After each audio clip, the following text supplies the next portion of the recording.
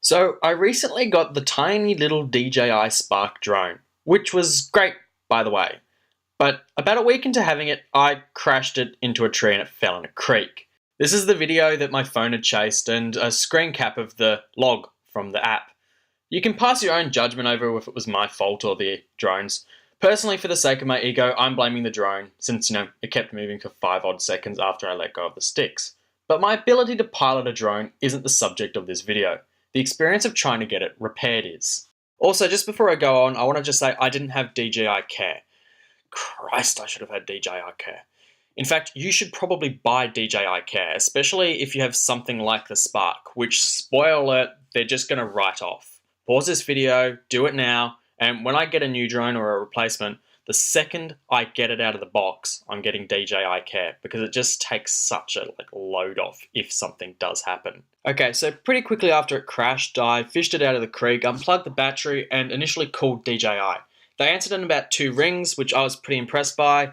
I explained what happened, and the guy said there's not really much that you can do other than try and let it dry out for a couple of days, and then try and start it up. So that's what I did. I let it dry out in front of a heater for about 3 days, maybe 4 days. Then I plugged in my other battery because I got it through the Fly More package.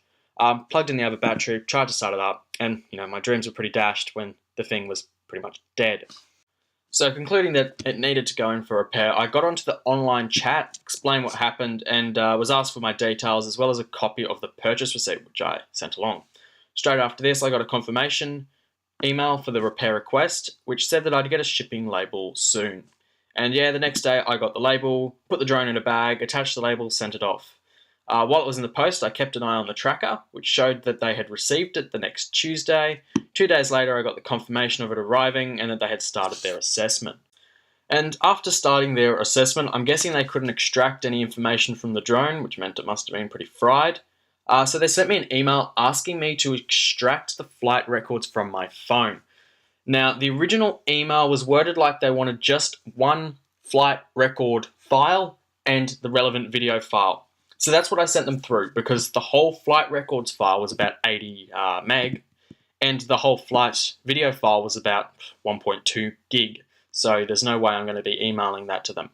Anyways, they came back asking for the whole file, so I sent that through as a Google Drive link, because as an email attachment, that was just not going to work. And about 3 days further after this, they came back with their detailed analysis. As you can see for yourself, it's 3 points, ending in a justification as to why it didn't see the tree, and what I'm sure was a very, very well-intentioned, please fly with caution. Anyways, I still had some questions, not to disagree with the analysis, but to kind of understand why it kept moving for 5 seconds after I had let go of the sticks, which you can clearly see in this video that I pulled out of the drone myself. So I got another reply, basically just reasserting the same information with the same kind of very well-intentioned advice to be cautious when I was flying it, as well as all the, sort of codes that I'm sure make a lot of sense internally to them, but to me just seem like gibberish. At this point, I kind of just accepted that it was my fault, and kind of partially because I don't really know what I'm looking at here, and also I just don't want to make myself look like an idiot trying to fight it. So at this point, I was guessing that I'm probably case closed in their system, and they'd sent me a quote for the repair. That's in quotations, sarcastically. Now, like I said before, they decided to just write it off and quote me for a new drone. And as you can see, it was the full retail price, plus shipping, perfectly reasonable, minus 10% out of sympathy, plus a new battery. But here's the thing. In a retail package, the battery is included in the price, so why was it being quoted separately? Also, the full retail price they're quoting is from their own site. 30 Seconds on Google shows that you can get a Spark from Officeworks, a brick and mortar retailer, for $8.29. So really, it's a $20 discount over their retail price. Actually, a couple more seconds on Google, and you could find it for $607. So they're quoting me $200 over the possible retail price. Needless to say, if I'm getting a new drone, I'm probably just going to buy it online because I can save $200 over buying it through DJI, which seems kind of stupid. Okay, so let's sum up this all. I thought DJI's repair process was pretty good. Clearly, a lot of people crash drones, as you'd probably expect. And if I had DJI Care and I was only paying $70 to get it replaced, I would not be complaining about the experience right now, assuming it was kind of equal with what I experienced. But because I'm having to pay full retail price, I'm going to have some complaints. Firstly, claiming $20 less than full brick and mortar retail price and $200 more than the price you could get it online as a 10% discount to get some goodwill is pretty rich, to be fair.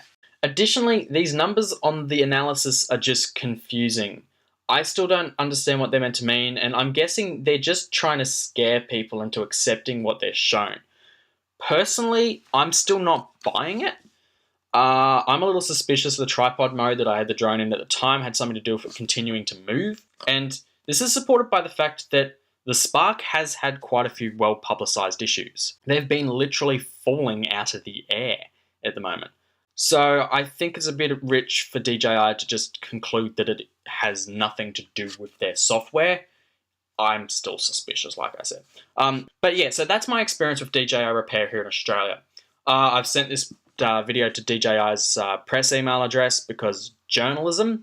And if I get a comment back from them, I'll be sure to include it down in the description so you can see sort of what their opinion of all this is.